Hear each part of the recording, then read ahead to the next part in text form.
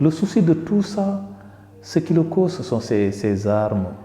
Parce que s'il n'y avait pas ces armes, il n'y aurait pas toute cette atrocité.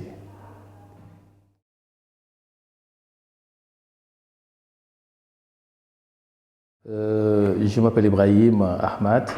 Alors, moi personnellement, le vécu que j'ai eu par rapport aux armes, c'est vrai, je l'ai eu dans d'autres pays, mais c'est-à-dire, ce qui m'a trop marqué, ce qui m'a marqué de plus, ce sont mes histoires de l'Angola. Je suis acheteur, évaluateur, expert en achat et vente de pierres précieuses et de l'or en plus. Donc c'est un métier qui me faisait prendre beaucoup de risques.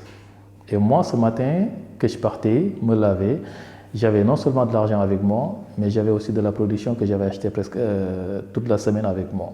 Et en remontant, j'ai croisé deux soldats. Ils avaient leurs armes, hein. Ils étaient en tenue, c'était des soldats.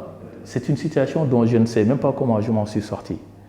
Mais au fond de moi, je me disais, bon, aujourd'hui c'est fini pour moi, hein. Et j'étais tellement effrayé jusqu'à ce que, voilà, la peur m'ait dépassé. Donc tout ce que je voyais seulement, c'était un moyen de pouvoir sortir, c'est-à-dire de cette situation. Alors ils m'ont demandé de s'arrêter, je me suis arrêté. Et là, ils m'ont demandé si j'ai de l'argent avec moi, je leur ai dit que non.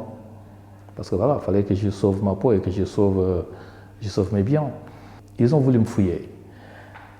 Et celui qui est venu me fouiller, j'ai posé ma main sur son cou, c'est-à-dire du genre, j'étais en train de négocier avec lui pour que je puisse lui donner quelque chose et pouvoir partir. Et eux, ils vont continuer leur chemin. J'ai tenu celui-là. Et j'ai aussi à tenir l'autre. En fait, et je les ai tapés les têtes, quoi, tu vois. Voilà, je les ai tapés avec toutes mes forces, ouais. Et là, j'ai pris la fuite. Je suis parti. Je courais de toutes mes forces aussi, hein, parce que je me disais que voilà, dès qu'ils se lèvent, vu qu'ils ont des armes en eux, c'est sûr qu'ils vont tirer. Donc peut-être que je peux même prendre des balles perdues, qui sait. Donc c'est juste pour vous montrer quel effet font les armes. Ça nuit, ça neutralise, ça détruit. Tu te sens vraiment en insécurité. Donc si toutefois dans ton continent ou dans certains pays dont tu devrais avoir accès et tout, tu n'es pas en sécurité, mais où est-ce que tu peux être en sécurité? Il y en a. Par exemple ici, l'Occident. Malheureusement, les pays fabricateurs d'armes. Donc c'est là où tu peux te sentir en sécurité. Le souci de tout ça, ce qui le cause, ce sont ces armes. Parce que s'il n'y avait pas ces armes, il n'y aurait pas toute cette atrocité. Vous voyez ce que ça fait?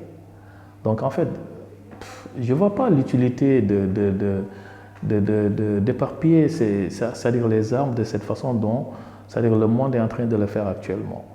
Si on pouvait rêver, c'est-à-dire à la non-fabrication de ces armes-là, ça allait être chouette, hein? Mais ce sont des rêves. Est-ce qu'ils vont se réaliser? Un très grand point d'interrogation. On ne sait pas.